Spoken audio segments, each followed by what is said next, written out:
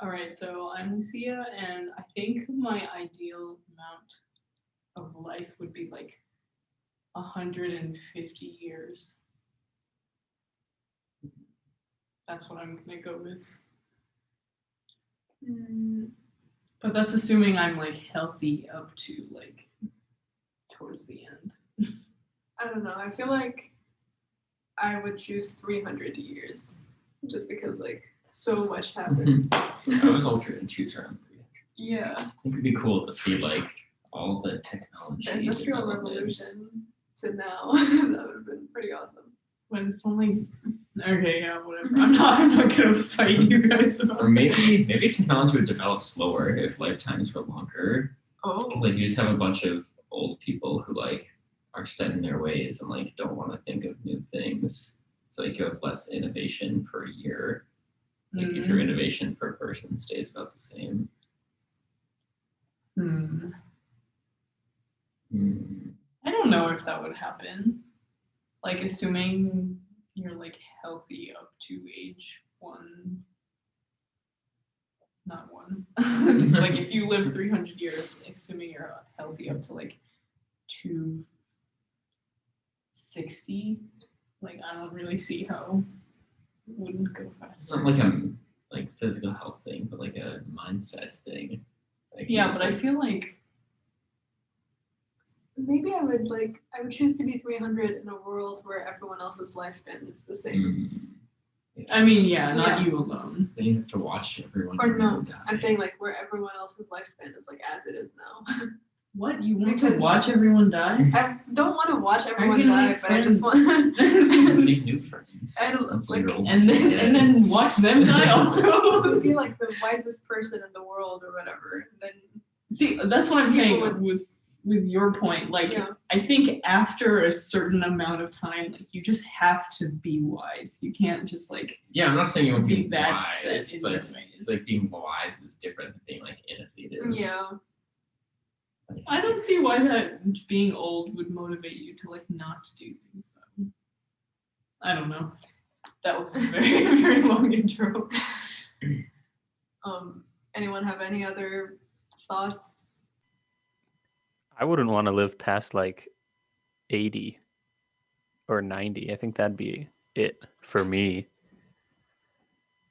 Because, well, if everyone had the same lifespan, I guess you would build up a certain amount of wealth that you could live off of. But like if everyone could pick their lifespan or if everyone lived as long as you did, you'd just be working for like most of your life, the same proportion as you would regularly. So like I don't see how that would help to just It's like don't want to work longer. yeah. But I also feel like you would get bored of stuff. Yeah, maybe. But like if you have more time, you can just like start something completely new if you want, right? Mm-hmm. I guess that also kind of depends on like how slow you develop because I feel like most people stop doing new things once they get past 50. Yeah, I guess. Like no older person just says I'm going to start boating or rock climbing or I don't know, going to Zumba or whatever. Maybe.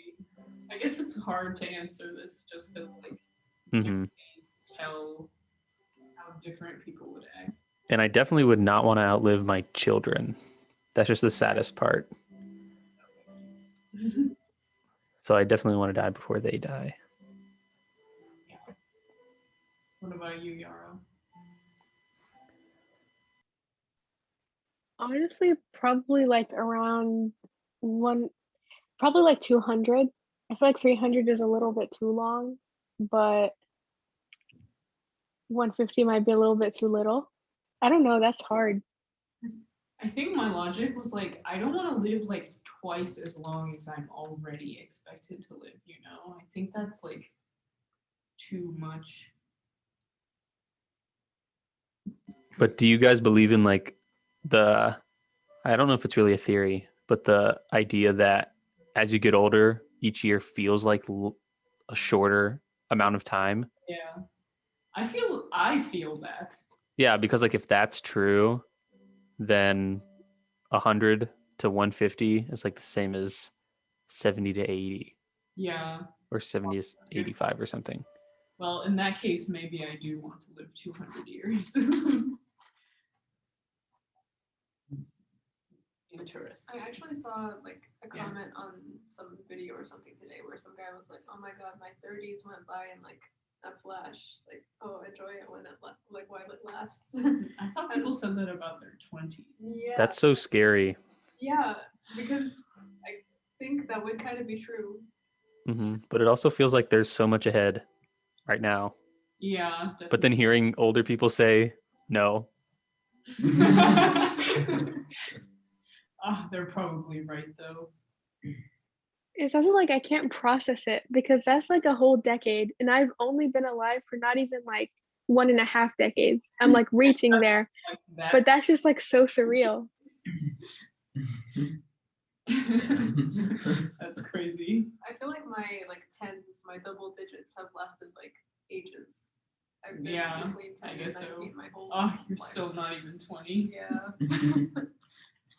Ridiculous. Okay, so today's like big questions are, will it ever be possible to upload your mind into a computer? And then like, if so, like, would it be an ethical thing to do? So before we discuss, as usual, does anyone have any initial thoughts? my initial thought for the first question is yes, but then I don't know the second one. I don't have an initial Why do you question. think it? Sorry, what'd you say? Why do you think you could? Well, because like our mind fits in our brain, right? And I'm of the opinion, right there, it says right there, physicalism, right? So like a neuron takes up a certain amount of space, and then like our brain's already a computer, if you think about it. And I remember we talked about like a few discussions ago, some scientists copied the map of neurons of like a worm that was only like 300 big. And just off of that principle, like not thinking of ones and zeros, I guess, maybe it's the same type of thinking, but to me it feels different to think about computations like of links of neurons versus like traditional coding. They were able to make the worm or the robot behave exactly like the worm did because they built the robot to have like all the senses that the worm would have. So like all the neurons would have, I guess, pathways. So like they basically uploaded a worm to a computer. And that's step one, I guess. Yeah, I guess so. Any other thoughts? Yeah, No one thinks it'll be impossible. I think it's not that possible, if that is an answer. Like, I think it might be a little bit too complicated. And I'm not sure that we will determine that it's like worth all the time and effort it takes for us to like actually get to the point where we do it, if that makes sense. I wonder if, because the debate is like, will computers become smarter than humans? But if you can upload a human to a computer, again, like you said, would that diminish like the benefit of having a computer just because now it thinks like a human does because it's literally a human brain and not a computer brain anymore? Yeah. I don't think there's like anything that like humans won't be able to do given like enough time. Okay, but like we probably don't have that much time. What do you think about it? Like, what do you mean? either we'll die out by climate change or some space thing will happen. So we don't have like that much. We definitely have like at least Skipped right over nuclear holocaust. Oh yes, that's well. I still think like even that amount of time. only in 10,000 years we'll be able to. I don't know, man. Dude, 10,000 years ago we were. Oh, someone's in the waiting room. 10,000 years ago we were just learning how to farm. I mean, Now that's we true, but like build rockets that go to Mars. the degree of advancement is only going to be like smaller But from now on. I don't think so. If you look at the graph of like technology versus time, it's like exponential. But it's Like, who's to say it's not a logistic function? So like it'll go like this, but then it, like it. I guess, yeah. but- levels. And we'll know, I mean, it's hard to know Yeah, I think there's because you don't know what you don't know. what it's wait, no, What? it has to No. level off. There are limits. Eventually. Yeah. That is true. Wait, what do you maybe like limit as in like you cannot break the laws of physics, but like I mean, sure, but like, how do you know that like understanding the mind is something that we can do in the first place? why would it not be possible? Okay, let's just start. Let's wait, no, I'm gonna explain to you. That's why I'm saying. Okay, so the like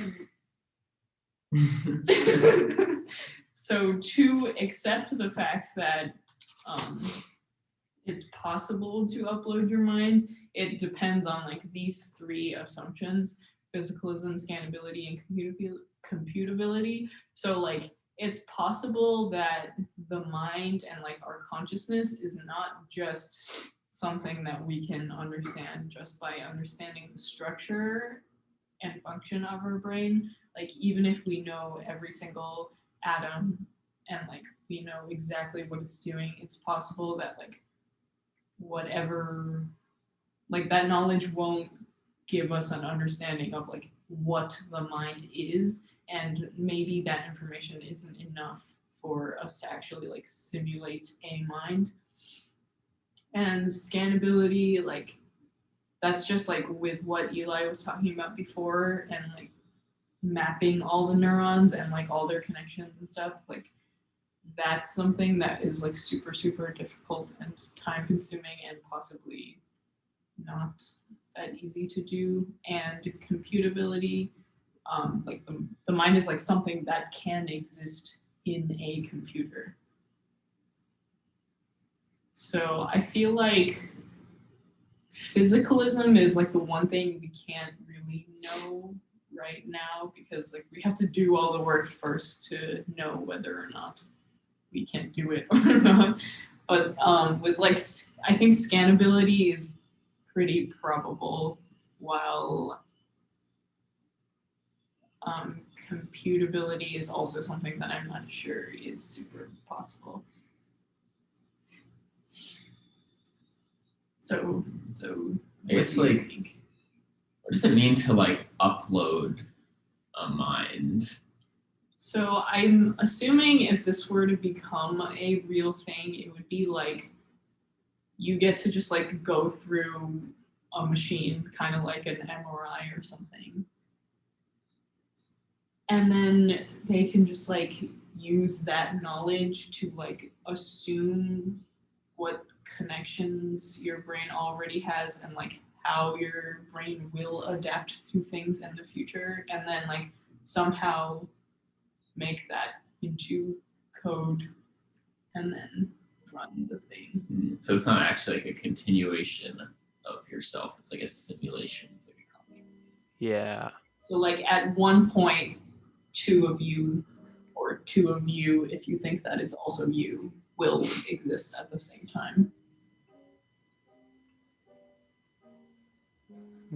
Is it kind of like when they scan the brain, it's like setting up a really complex line of dominoes, and then they have to start the simulation. So like they push the first domino, but then since it's like a brain, I guess it's not the perfect example because the dominoes would have to like set themselves back up, I guess, to keep it like going forever. But like they build it and then they like start it. Yeah, and then it should be able to like adapt and like do its Hmm. by itself. But like another hard part about this is like the way we scan the brain right now, like what I'm about to talk about in this slide, like we pretty much take a brain and then slice it into like a bunch of slices. And that's not something you can just like do to somebody, I guess, unless they decide like, oh, you can slice my brain up. But like, yeah, I think that makes it especially difficult because the brain is very, very complicated. So just to Is that what they did in the Black Mirror episode? Like when they die, I guess that's when they would do the process of like permanently converting them over, right? See, that's not what they did in Black Mirror, but Black Mirror can take a lot of shortcuts pretty much in the episode. Like they just like stick something on your head. Oh yeah, the circle thingy, whatever. Your mind is just uploaded somehow. So I don't really know if that has any merit, but just to illustrate how crazy the brain is, though, we have like 100 billion neurons, and each one fires 200 times a second, and each of those neurons synapses or connects with 1,000 other neurons. So it's like a lot. And okay. And so basically what the Connectome project is trying to do is like inspired by the Human Genome Project, and basically they just want to cut up a human brain and then image every single slice. And like Eli was talking about, they did that with the worm C. elegans, and that's only 302 neurons. And then they also did it with a mouse brain, like 1 cubic millimeter, like that tiny. And that was 1 billion synapses, 25,000 slices, and then they ran electron microscopes for 5 months straight. And that took up 100 million images and 2 million gigabytes. So a human brain, assuming that it's like the same level of complexity as the mouse brain, would take like 1 million times more work than what we already had to do with the mouse brain. So that just like illustrates like how crazy it would be to just like scan every slice. And the thing is, like, even if we just scan everything, it doesn't mean that we know how to simulate it, because like that's just like a standstill image of the brain, and that's like not enough for you to know how to like simulate it thinking and being a mind. So a lot of people might wonder like if it's even worth the time, money, and effort. Like obviously it will, like technology will allow us to do better in the future, but like it might not be good enough for us to do like that well, and it might be a project that's like not really that valuable, because if you think about it, like once we scan everything, it still like won't give us that much information. Like even though we did all the scans for like C. elegans and like the little bit of mouse brain, like just knowing what's there is like not enough information to understand like A, how it works. Like that's still something we have not really figured out, and B, like, how to make that into a computer. I have a thought. Yes. What if instead we like built a brain? Because like every person comes from 2 cells, right? So maybe it'd be more feasible to understand how a brain grows and then start off with like a cubic millimeter of neurons and then let it go crazy if they understood every input that like a human could feel. Yeah, I think that is a good point, but like also when your brain is like that level of development, like you don't have a mind, so like until that somehow we were able to like build a brain with a consciousness, it would still like not tell us more than, oh, these exact structures equal mind, but that doesn't mean we understand what the mind is. That means we just know like one way to make a mind. That is a good point. I think also, even if we somehow had a way to like find a shortcut for this whole process, just like scan a human brain in like a couple of years instead of millions. I think it would just like ethically, I find it very questionable because like unlike with the episode, I don't think you'd be able to have like a trial period to decide if that's what you want. You kind of just like have your brain sliced up, so you're pretty much dead in the real world. Yeah. And I also want to bring up another point. Like, if you die, we cut up your brain, slice it up, image it, and we're able to upload it somehow. Like, that's not even like a continuous experience.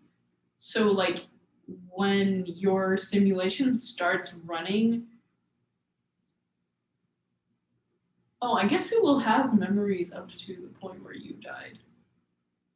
So actually it will be pretty continuous. But like I kind of like along what you're talking about, the simulation or the simulated brain would have to predict what kind of changes are going to happen in your like neural pathways in response to certain stimuli. Because like your brain today is not going to be the same as your brain yesterday. Yeah. There's like so many things changing. Like it needs to be able to simulate like long-term potentiation and stuff like that. Yeah. And it also needs to like simulate the stimuli for the simulation to react to. Like, is it even you if it's just like you as a person don't predict what stimuli you're going to experience and how your brain is going to change? Are you guys talking about like if we uploaded the brain, what would it feel like for the brain to not have a heart pumping, even though like your brain tells your heart to like pump? Or maybe wrong muscle example, but like your brain can like choose to flex your muscles, but then there's no muscles there. So then what is that? Is that what you're talking about? I'm kind of saying like, let's say you studied for an exam tonight. Your like neural pathways, your memories are going to be different from how they were before you studied for the exam. So it's like if you're living some kind of like simulated life where you're experiencing new memories and having to create new connections in your brain, I think it's just like not feasible for this fake brain to like anticipate what kind of new connections it's going to need to establish because it just has that like one snapshot at that one time. I think I see. It's like you give the simulation stimuli and then the simulation in and of itself knows how to act the same way a brain would know. So like it knows how to do the thing where like it strengthens the connections that like when you study for an exam, for example. But like also that means like you can simulate things on like a little tiny molecular level, which seems like really intense. So because it's in a computer, I think the way for it to be possible is maybe to take like shortcuts and like because it's a computer, you can kind of like get it to do like the outcome without using like the biology that we have to use. So it's maybe not as difficult in that sense, but also it's really hard to say. Also, hi, Jesse. Hi. Does anyone know enough about brains to know if the creation of new neurons or like the formation of connections is a biological process or like a subconscious process? Because like what happens if like when you think really hard, your neurons like wiggle around and then they bump into the one next to it and then a new connection's formed? Like what if you need that?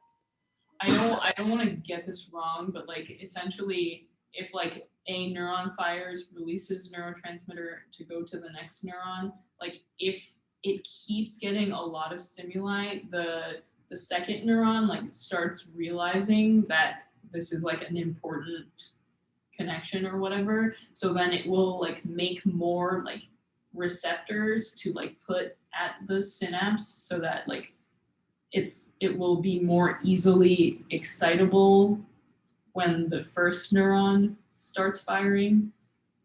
I tried to explain that in not neuroscience terms. That's okay. I think that makes sense. So technically you don't need to be able to be like, oh, simulated mind have more ion channels when we do these fake neurotransmitters, because like that's not how a computer has to work. So you can just say like, oh, whenever this stimuli happens, like strengthen these connections or make these ones require less stimulus to be excited. So if we scan the brain, are you saying that in the scaffold of the brain, if you could somehow start the domino effect, in the scaffold is the information on how to make the scanned brain grow on its own and live like a regular human, even though it's in a computer? Is that what we're thinking about? That might be like the only approach that we can take right now, but I personally don't see how scanning it would give us enough information for us to know like everything about it, because we can like we don't even know like what type of ion channels we use for like hearing, and like there's so much that we like don't know at this point that like I don't think that just scanning it will give us enough information, because that doesn't really say anything about like how it's functioning or like what processes are required for your brain to like do thinking. I agree, actually. You just made me think of something that we learned in my math class. We like learned about like mini webs, and like it was basically how they made Google and stuff. But if you like just imagine the numbers 1, 2, 3, and 4 in your head, like spaced out like their own little building, and you just draw like arrows between them.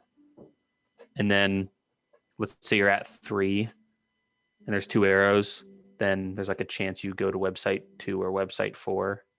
Right. But then once you have that map and it's laid out, like maybe 1 has an arrow this way and an arrow that way, and maybe 2 has an arrow to 1, like you have that and you're like, okay, good.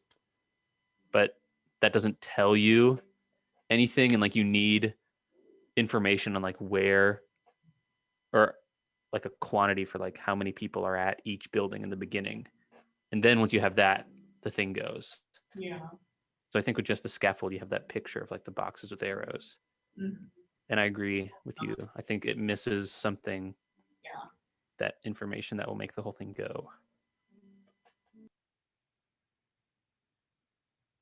What do you think now? I think it's definitely possible to like simulate a brain. I think eventually we'll be able to like simulate like basically atomic level interactions, and we can like simulate like an entire world that's based on those interactions. I think the hard part is going to be like copying That's so over much a brain. data.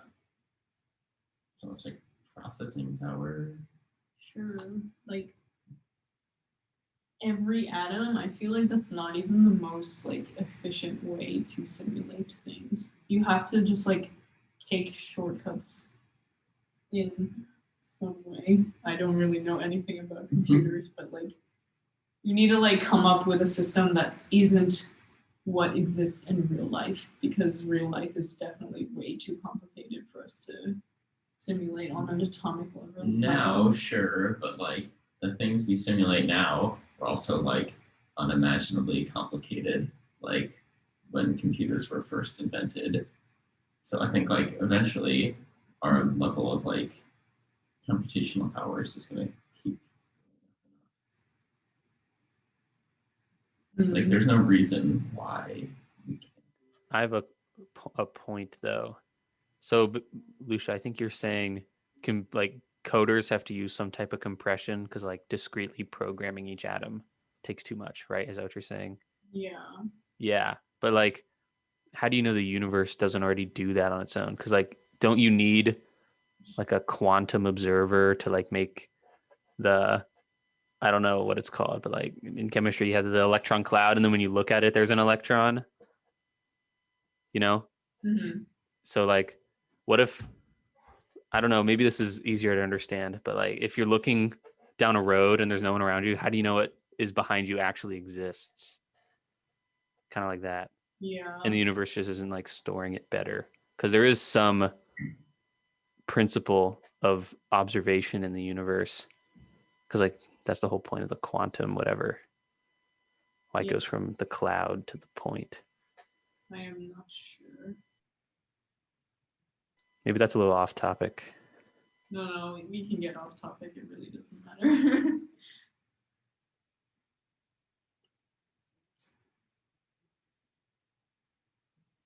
I just feel like this is hard for us to answer because like we don't know what we're going to be capable of.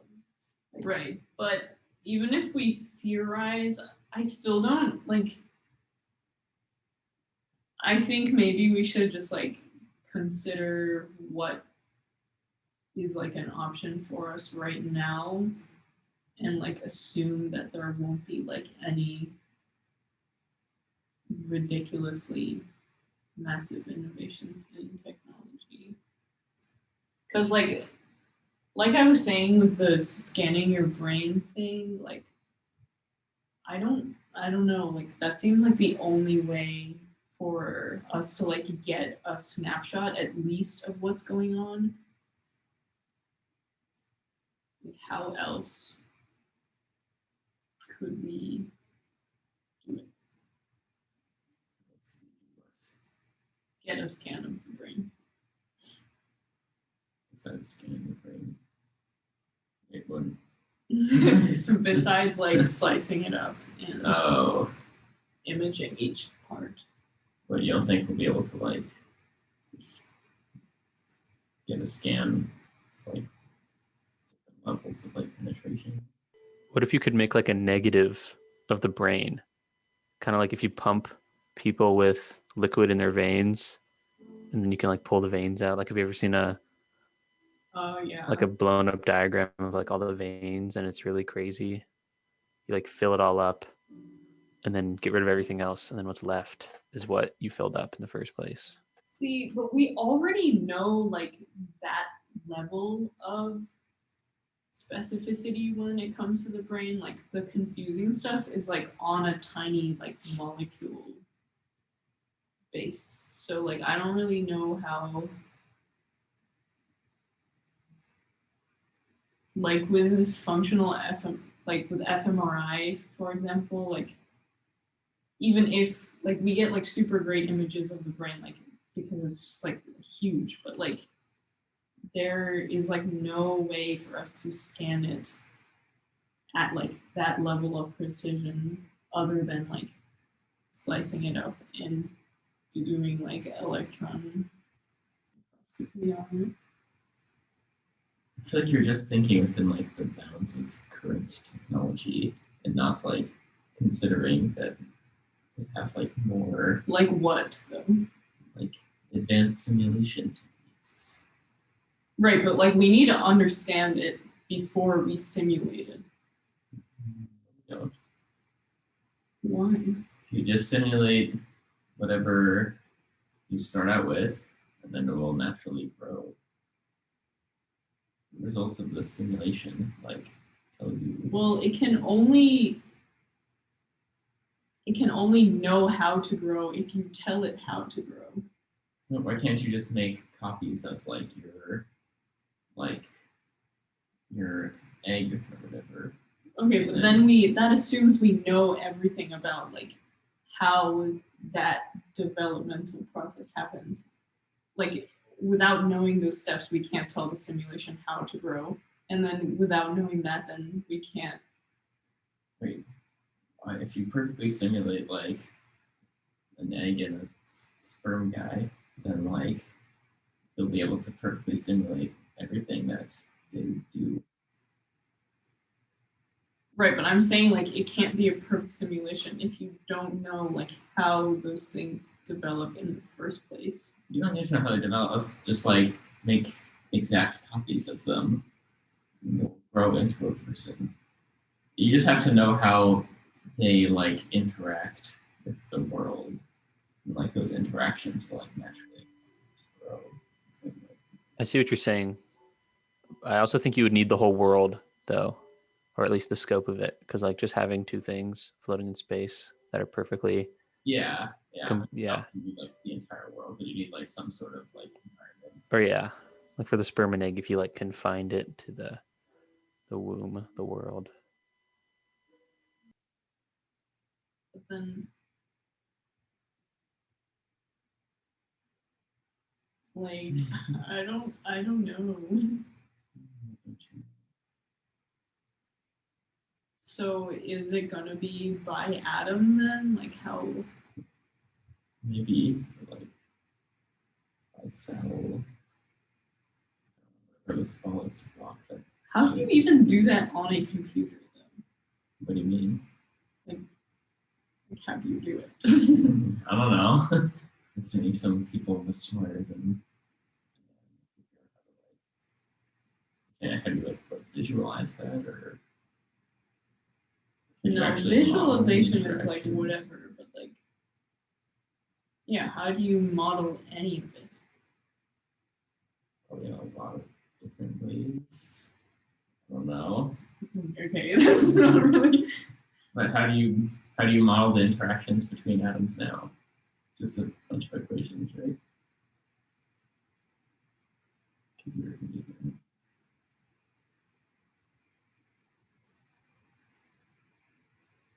Okay. So a lot more atoms. I don't know. Is there a slide for ethics? Yeah, Okay, I'm. just wondering because that's also interesting to me. Are you here? I don't know. I just don't really see why it's like a given that our technology would be good enough to achieve something like this. Like we can't like in my opinion, like the mind is probably like the most complicated thing that we could ever try to understand. So like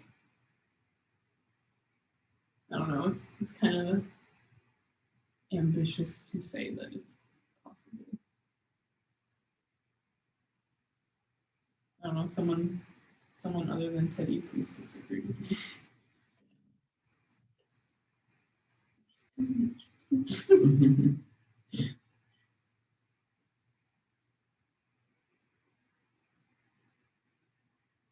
Andrew, what do you think? Or Jesse? Or Yara?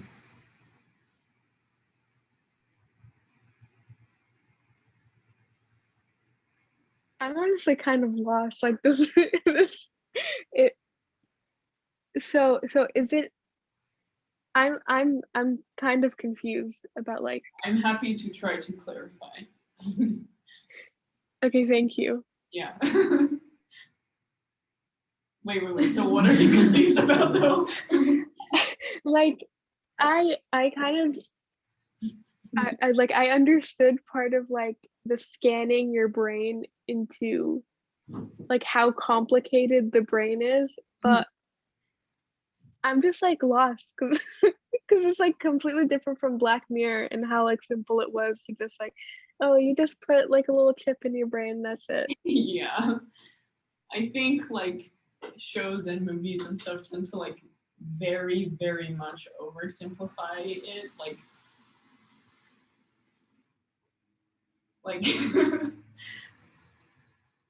I don't know. So technically what we're trying to say is like if we can somehow image up to the atomic level what our brain looks like, then maybe we can use that information to put it into a computer.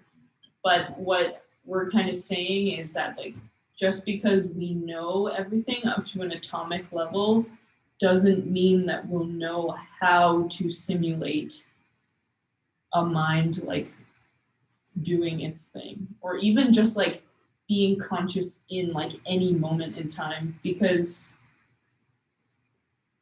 I don't know, it's very hard to say, but like I think so then Teddy, if we can simulate the brain to an atomic level, then that should be enough. We don't need to do any sperm, egg, anything. Yeah, I'm saying to simulate a brain, you have to know its atomic structure in the real world. Everything. Isn't that the hard part? Well, I think that if you're trying to get a mind into a computer, the most efficient way would not be to simulate it on an atomic level. It would just be like a bunch of like shortcuts saying like this is like broadly what the brain does and like do that instead of like simulating every like neurotransmitter going to this receptor. Like that's just like too much work. You can easily simplify that because like we can explain like those interactions like with math and equations and stuff, so it would be easier to do that. But that also doesn't mean that, I don't know.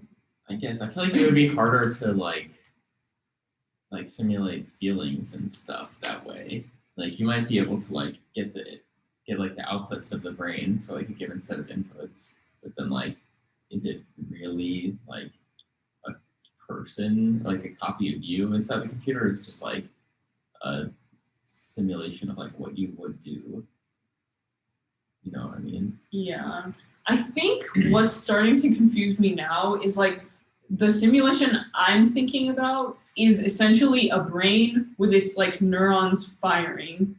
That doesn't like, does that even mean that there's a consciousness in the computer though? Like what does that even mean? You know? I don't know, man. I don't know if that I don't know. Yara. I don't know if I know enough to like answer your question, and I'm a neuroscience major. But I mean, like if neurons are firing, it's receiving stimuli, right? So that's like kind of a consciousness. I don't really know. Like if it's like perceiving stimuli and processing it, then sorry, I missed the first 30 minutes. Did we already define what a consciousness was? Not Okay. but like I think like I guess when I say consciousness, I mean like our experience of just like whatever we know consciously about like what we're thinking and feeling and stuff. But I guess like even if the simulation were able to like know what it's doing in terms of like neurons firing or whatever, like does that mean that now there is a consciousness in that computer? Like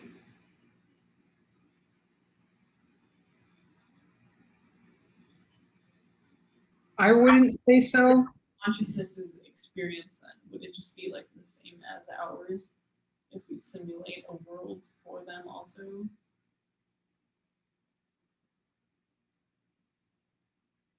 I wouldn't say so.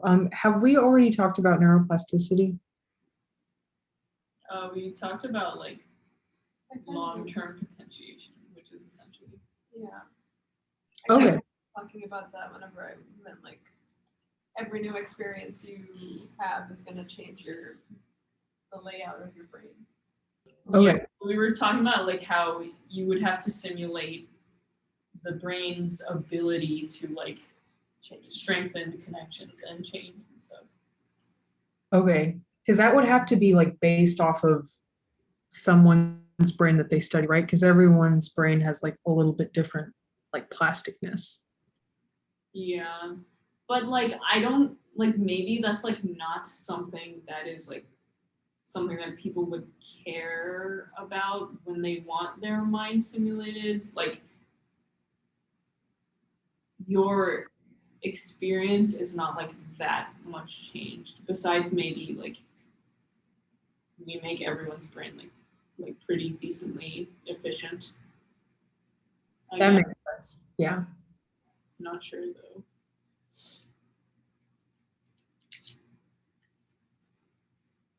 So okay, yeah, this is like the slide on the ethics. So like let's just pretend it is possible, even though I am not convinced. So like, do you guys, like, this ties into like our previous discussion on like identity and stuff. Like, do you think that like the copy of your brain is also you? So like in the Black Mirror episode, it's not really a copy. Don't even understand like what it is in Black Mirror, but like if we were able to simulate your current mind onto a computer, like would it actually be you at that point?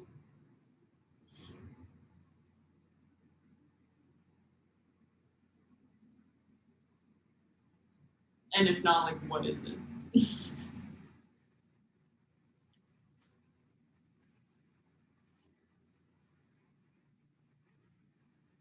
Did you say your current mind?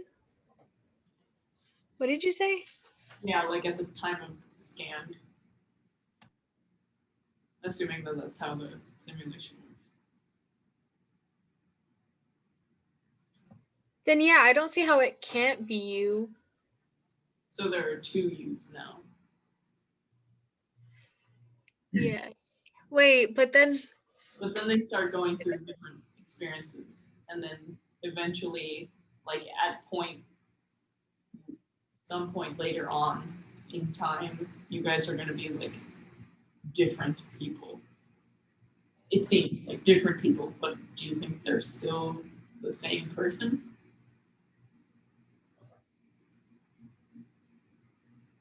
yes, I would think. Like at point zero, I think maybe you can say they're the same person because like there's no difference. But like let's say after 5 years, the you and the computer is like doing something completely different to what you're doing, and you like have changed and become like someone with like a completely different personality. Would you still think that it's like the same person? I'd say no. For I the would- same, Sorry, I would also say no. yeah. My only thought was that like if your mom has a good memory of you and then you go to war and you come back really changed, she'll be like, "This isn't you, honey. What's happened?" You know. And so I guess it's that Also, kind of question. what were you saying? No, I just summarized it all. Nothing. I feel like I don't think they would be the same person. So essentially, you just like made another person when you made the copy. But is it a person? Made another consciousness, I should say. Yeah, because like what rights does this? I don't even know what to call it. Not a person, but yeah, what rights does this consciousness have? Well, what do you think gives anything rights? It's a good question. I would say consciousness is what gives you rights. So therefore, Hmm. maybe. Maybe consciousness, but also the ability to be harmed and to be conscious of it. I was gonna say the exact same thing, like ability to feel pain. Yeah, because like in San Junipero, they did not feel anything because they're not really real. Wait, they could feel, but they had the option to choose not to, right? Yeah, I'm saying like, I don't know. We have rights against like, I'm going to introduce an edge case. There's some people that like physically do not feel anything. Yeah.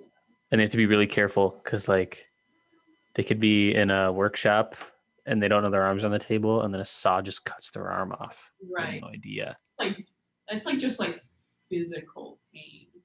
I don't I see. really think like pain is the requirement because let's say we were able to simulate. So like if we were able to simulate a consciousness that felt no physical or emotional pain, you think it would be okay to like give them no rights? Yeah. Yeah, like I mean, okay, going back to the San Junipero example, if the Yeah. little lab that all their like consciousnesses are stored in, like explodes or whatever, they're not entitled to any compensation or anything. They're dead. Like they were dead to begin with. You have to be nice to Siri. But then what about their families? Just like if there's a bus and the bus explodes, does the bus company have to pay the families of the people who died? I think so because the family's still like Well, having to pay someone, that's like Yeah, not- legal stuff. I mean, yeah. like, Yeah, you're right. I think, okay, well, I don't think it's possible to like have a consciousness that doesn't feel emotional pain. So it's maybe not like a good question to even ask that. What about like sociopaths? They I feel was gonna mention that because like you can take a sociopath who can't feel physical pain. He's just a very special guy. Like, does that mean that you can like deprive him of his rights? Okay, I don't know if this makes sense, but like it's also not just pain, but also like if a being has needs to survive. And I don't quite know how to explain that, but like you can't deprive something that like requires, I don't know, like an ability to get food and sleep to live, right? And then I wonder, like, can you deprive a consciousness of electricity? Is that wrong? Because they need that to like keep the computers going. I don't really know how to explain it, but like if they need something to survive, then I think they deserve like the right to get it. So you do think that like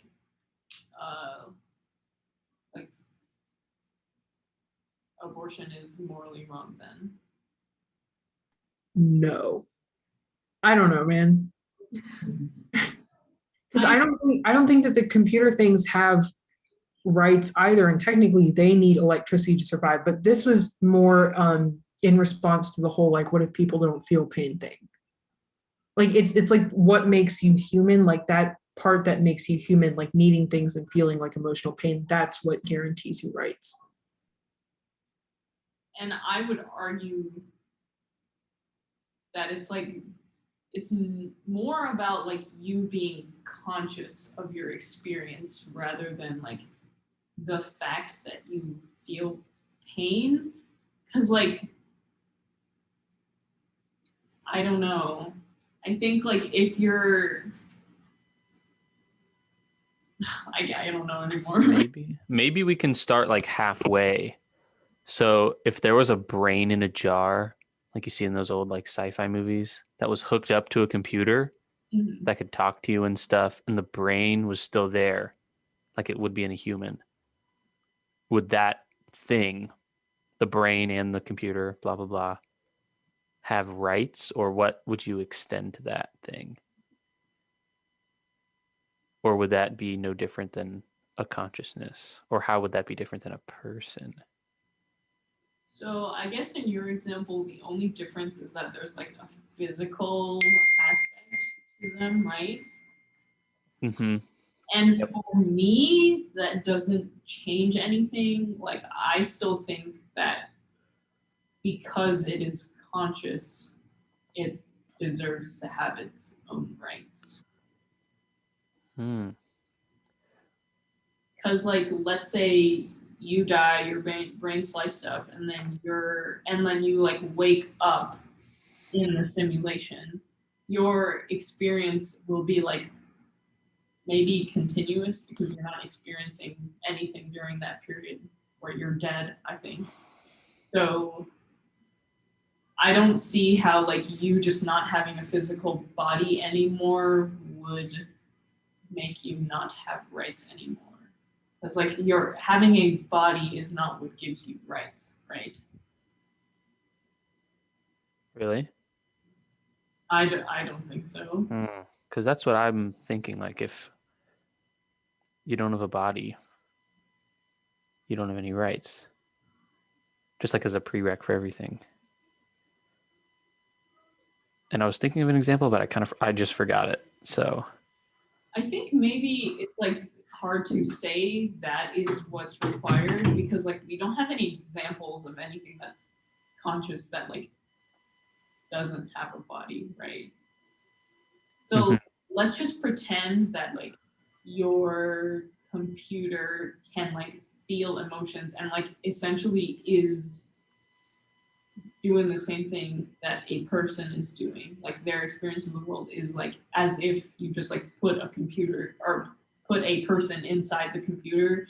I think that it would be like wrong to treat your computer badly because it has the right to not be treated like that because it's conscious.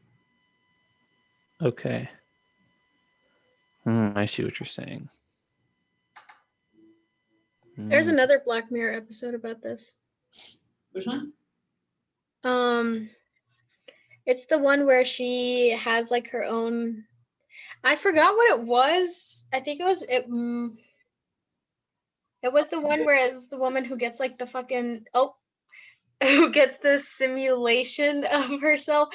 It was basically like her like own little like server person. Yeah, It's White Christmas. White Christmas. Yeah. So yeah, that's what I'm saying. Like I think the moral of that episode is kind of like what I'm saying. Yeah. Like basically, if you guys haven't seen it, like you can put your own consciousness into like what they call a cookie, and then like your cookie acts as your like Google Home, Yeah. or essentially, so like your consciousness like knows what time you want to wake or like what time you normally want to wake up, how you like your toast and like whatever, and their existence is literally just to like act as your Google Home and like be your personal assistant for everything. Because they know you better like than anyone else. Yeah. Also, like in that episode, if the person inside the Google Home thing, what if you can even call them a person, refuses to fulfill their duties, you could like make them go through like 1,000 years in the span of like a few seconds, just so they're like so deathly bored that they're willing to do anything. So like that's torture if you would consider them like a person, you know? And I think that like even though they don't experience any like physical pain, right? Yeah, Like it's just like they're conscious of their like emotional pain, which I think emotional pain and consciousness are just like tied together to a point where you can't just like separate that in any way, I don't think. So like if you have a consciousness, you have rights. Because also Yeah. like the premise is essentially like this guy like wait, what did he even do? Which one are you talking about? He committed a crime, right? Okay, yeah. It was So like they just used it as like an interrogation technique, Yeah. pretty much, and like put his consciousness after he had committed the crime into a cookie and like have it spend like X amount of time in there just being like all alone and all sad and everything, and then eventually the confession just like comes out, yeah. and then they go to like the real guy that committed the crime, not the cookie version. And they're like, oh, the cookie version of you just admitted to committing that crime, so now you get don't to even spend have your to say life in anything, prison. yeah. Yeah. And they can do that in like 2 seconds because they can just simulate a long period of time in what we think is like only a couple seconds. That was a really good Okay. episode. Maybe I'm taking a step backwards, but I'm still on the fence. But I think you've decided that consciousness is something that when you simulate it, it becomes real. Right? I think that's what we have to assume, but I'm not sure if in practice, if we actually like try to simulate a brain, it would result in there being a consciousness. Like something about that like makes me wonder. I'm not sure. Because another thought that I'm having is like, if it's a computer and that means it's simulated, that means even assuming that it can grow, an input creates an output. So maybe I don't know, but like I feel like for the computer, and maybe it's also duly true for humans and we're just making an exception for humans, but like you do X to the computer, it makes the computer say ow, and then you're like, oh my God, I heard it. But like if you peel it back, like it's perfectly simulated, you know that you just triggered this neuron which made it fire Yeah. X like this way, which then made it say ow. But is it really alive? So like, why would that really mean anything to us? Yeah. I get what you're saying. Like, Kind of it's just not- like chat bots. They don't actually have a consciousness, but they're good at pretending to have a consciousness because Yeah. they know what inputs or what outputs to give for certain inputs. Yeah. I think we could, in theory, say that's exactly what we do when we think. Yeah. That's what I was kind of stumbling over. Yeah. But it also makes it like super weird to think about because like let's say you just like have like a string of neurons and like Mhm. you just have it like in a dish and then you simulate like the first one and it just goes all the way around. Like that doesn't seem like it would mean anything unless we're Mhm. able to like see or hear or like I don't know. It just kind of like reminds me of we kind of talked about this whenever we were talking about like animal rights. Like for I think it was Immanuel Kant who said like we have a duty toward animals only because it is kind of a representation of our duty toward other people. So if we learn to act like caring for toward animals, we can become like more caring toward other human beings. I would So think that is it not that animals have rights Yeah, for no. themselves? Yeah. So I think like even if the consciousness did not have rights in itself, we kind of have a duty to behave like to grant it a kind of moral Mm. imperative. Just so because if the consciousness did not have rights, then what which like what humans what do. gives humans Yeah. I think that's a good point. I see. So it's kind of like if you're playing a video game and you kill a bad guy, you know that bad guy's not real. But Yeah, but if he you doesn't think, have consciousness. I know that's what I'm building up to. But like then you know that thing has a consciousness. Yeah. Mhm. You're kind of expected, not even by other people, but like in yourself, Yeah. to Yeah. not kill it just because it feels human. It's like you know that like a little puppy is able to feel pain. So you would kind of be expected, not just by society, but by yourself, yeah, to not abuse it. Mhm. And it's not even because like, oh, it's an animal. That's why I should treat it well. It's more like this animal is like cute to me, so I'm Mhm. like Yeah. giving it more rights. Like when we kill bugs, we don't care even though they feel pain. Yeah, I was just about to say that. Like, what about ants? Yeah. I don't blink an eye when I kill a baby ant. Or like when there's a bug on my desk, Yeah. that Get thing's out dead. of there. Yeah, that thing's dead.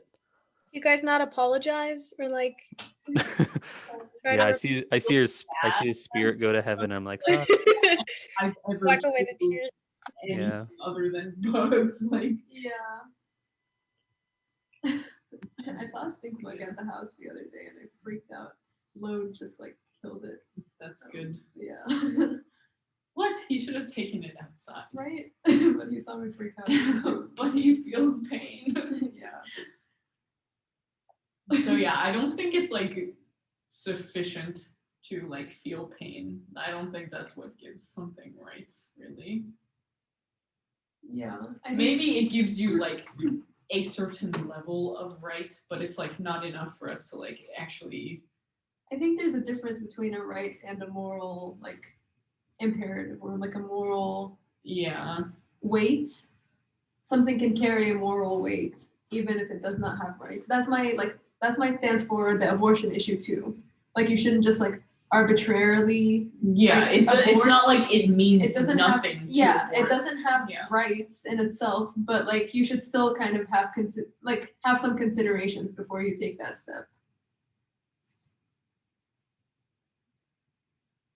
Interesting. Yeah, I don't know.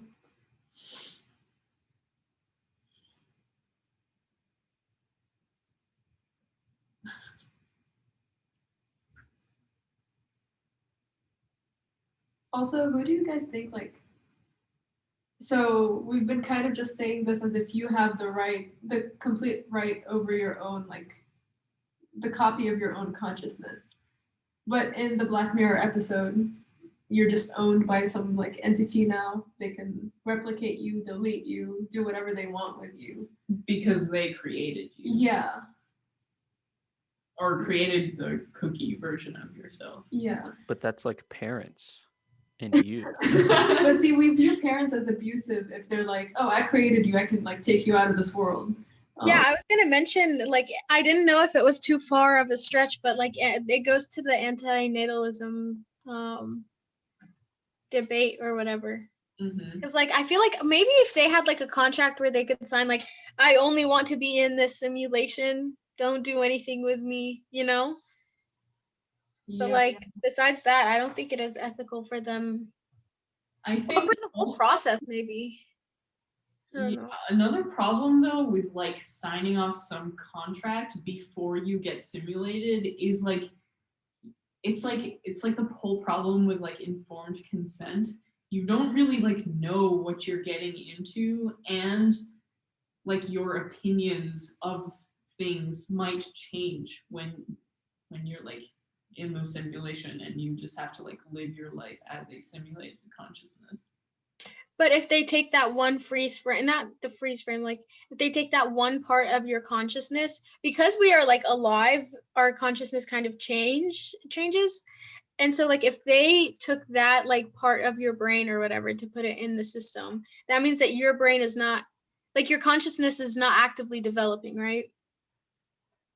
So like you wouldn't change that much.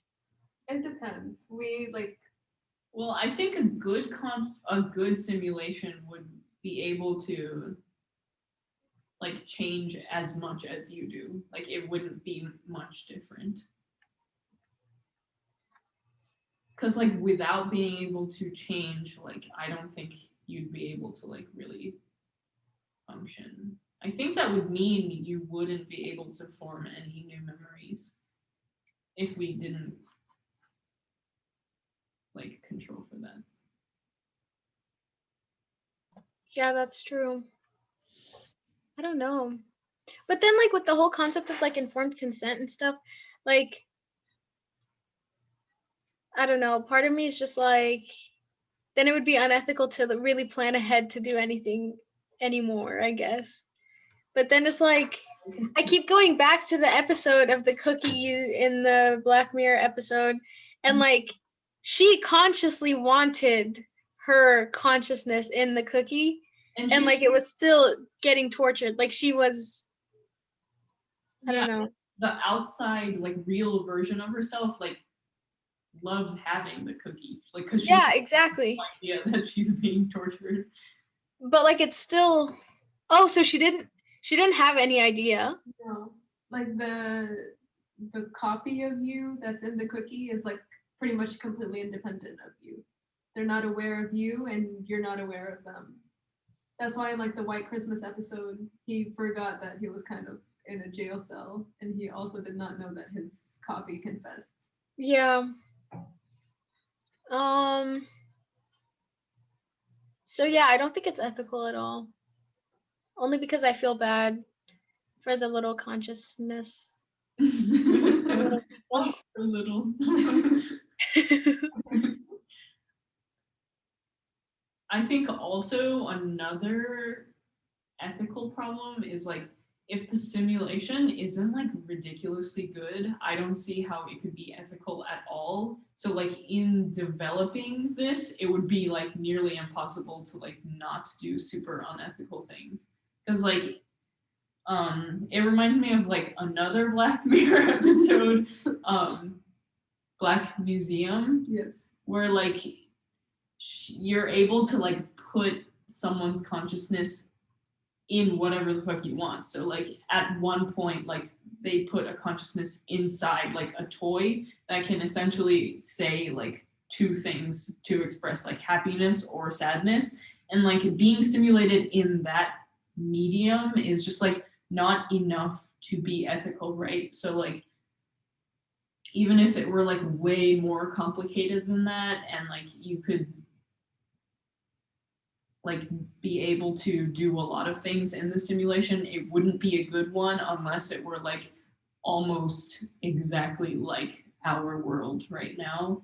And like we can't even say like what they're actually experiencing either, because how are they going to express it to us other Yeah. than by like That's the other thing. Like, language? Yeah. we're not just gonna invent all this stuff out in one go. Like in the episode you're talking about, the teddy bear is like a mother who was kind of dying of something. I forgot what, but She got into a car. Yeah.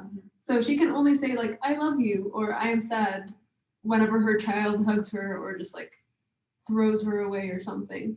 And then later at the end of the episode, they're like, "Oh, this is actually like the UN said that this is bad for human rights. We got to give them at least like 5 basic emotions that they could express." And But- they're also not allowed to end the consciousness. So like they can't like kill her. Yeah, she can't express Yeah. that she wants to just end it.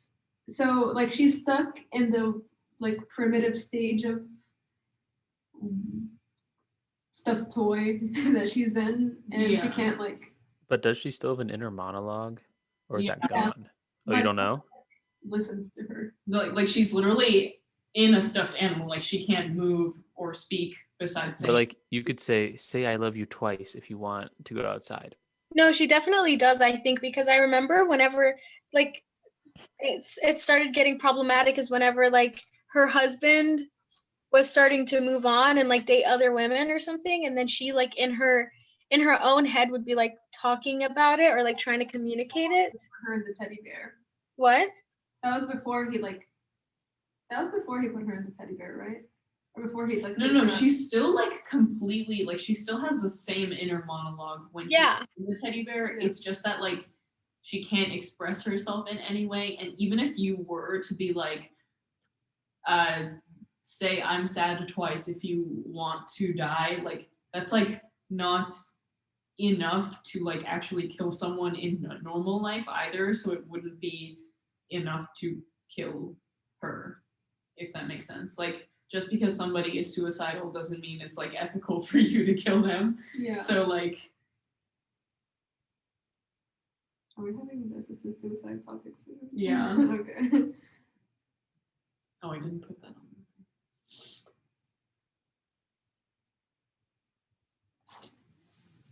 It's so. What did you say about assisted suicide? We're gonna have a discussion discussion on on physician assisted suicide. Really? Yeah. When is that? It's like you know, if someone has like a chronic disease and they decide they Oh don't. no, sorry. I said when is that? Because I do have a strong opinion on this topic. Oh, okay. Wait, don't give it away. I won't. I will not.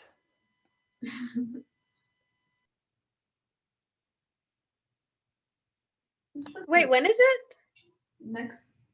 No, I think No. next week is human nature. Oh, okay, yeah, Or yeah, free will, yeah. biological determinism. Wait, is it fate versus free will or human nature? One of the two. I thought it was both of them at the same time. I guess so. Yeah, Yeah, they kind of intertwine. that should be a good one. I feel like that's something everybody has like an opinion on. Is it euthanasia? Yes, that one. Yeah. 317. Okay.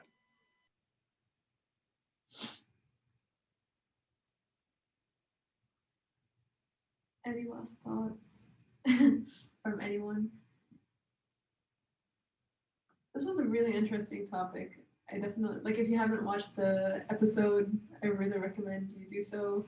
Yeah. Um, Oh, also, like, I don't know if any of you guys watched it, but like the Kurtzulab video I put in the email is like a really good video. And I essentially like stole everything from that video, kind of. So it is good to watch that. Oh, I did put it on it. So next week is fate versus free will, and then we have the physician assisted suicide, and then we'll talk about this was a topic you suggested. Yes. Do you remember? Yeah, Yeah. writing historical on.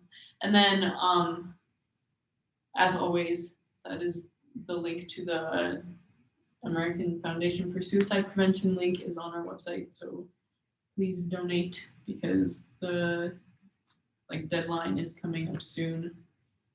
And yeah, that's it. Thank you Thank you everyone guys for showing up coming. today. Thank you. Bye. Bye. Bye. Bye. Bye. Bye.